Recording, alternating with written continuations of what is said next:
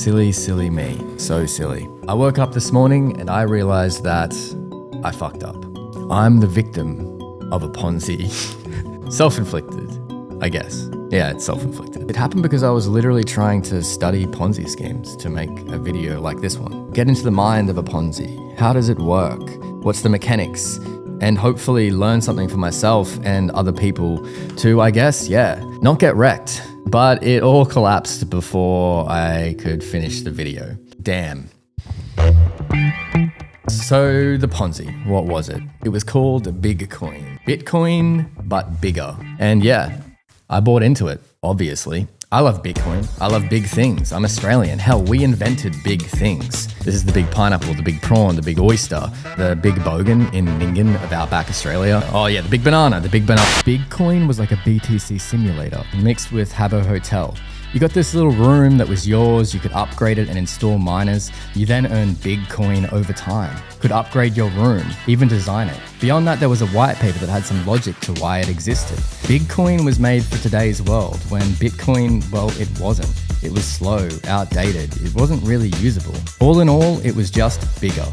So naturally, I was in for the memes, in for the lols, in for the returns. And before I knew it, I was also in for the collapse.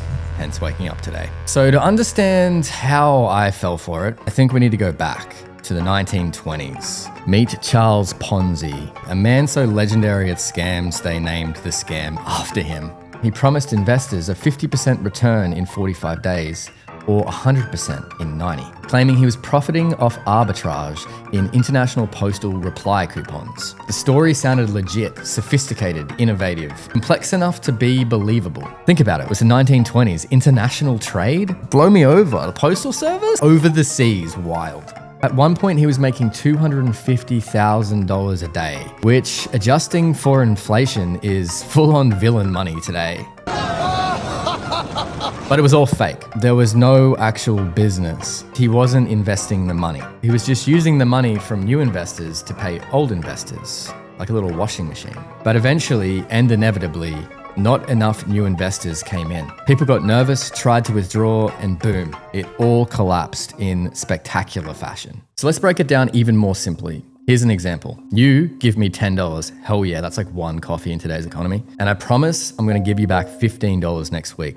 A pinky swear. That's a real promise. And then on my side, you don't know any of this now. This is a secret. Instead of making that $5 with a real business, something that generated real world use case, maybe had real users, real people loving it, I just get that money from somebody else, somebody over here, this person, and I give that to you. Like, that's the whole scam. It looks like magic, but there's no actual money being made. See, Ponzi schemes aren't just scams, they're systems. They nearly always follow the same emotional and mechanical arc. And I'm gonna use my experience with Bitcoin to walk us through that emotional journey. Yay for me. Phase 1, hype. It starts by offering insane returns, a promise, with low risk, but you have to be early. In Bitcoin's case, people were already calling this a Ponzi from the start, but they were still saying that you should come and sign up because you are early. I did buy in here, but only lightly, and it was mostly the free potato miner. I just thought, oh, why not? It's free, and I'll give it a go. Phase 2, growth. New money floods in and early users reinvest, upgrade, and start to recruit because it's clearly working. They've been making money and they can tell that to other people and they're gonna be interested. Bigcoin 10x'd in a day. X was going wild. All of the influencers were talking about it. You know what's bigger than Bitcoin? And the token was climbing the trending chart in the cryptoverse. Everyone had a plan to get rich off potato miners, or in this case, the upgraded triple GPU ASIC rigs. And in my case, I bought more Bitcoin. I upgraded because it felt like a good idea. I asked ChatGPT and it said that this probably makes sense as long as the mining rewards don't drop drastically. And we were in day 3, so surely there was at least a week in this entire Bitcoin saga, right? Phase 3, saturation. The system hits a tipping point. Returns start to shrink as new money slows and old players try to cash out. More money out, less money in. There's less here now. In Bigcoin's case, the rewards that you were getting from mining started to drop exponentially. And that is exactly what happened to me. So I asked ChatGPT what it thinks, and it said this was a bad sign for where we are in the Ponzi. At this point, I should have sold some, but I thought, hell, it's 1 a.m. I need to be a human. I'm so tired. I'm going to deal with it in the morning. Phase 4, collapse. Withdrawals outpace deposits, liquidity vanishes, and it all falls apart faster than anyone expects. That's, well, yeah. In my case, I went to bed and I think it was at $19 and I woke up and it was down. I think it dropped to $4 and went all the way back up to 10 again.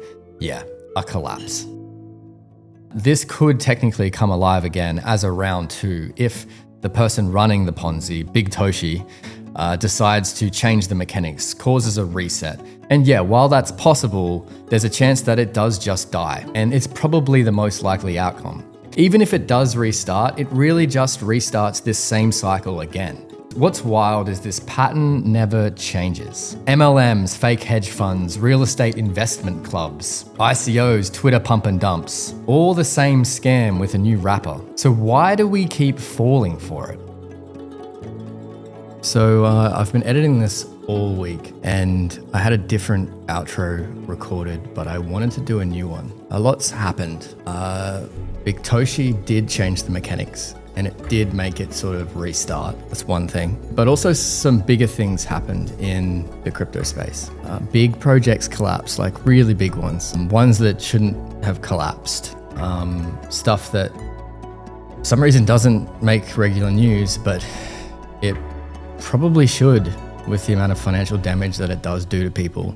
Thinking about all of this, I realized it's all a Ponzi. Like, all of it is a Ponzi. Because at its core, a Ponzi is a promise. Like that $10 thing, it's a promise. And that's all that these things are at the early stage. When you're looking at innovation and all that stuff, the early stage of anything is often an idea. That business doesn't exist yet. Even Bitcoin was called a Ponzi until it wasn't. It's just an idea. And once these things start, they're hard to stop.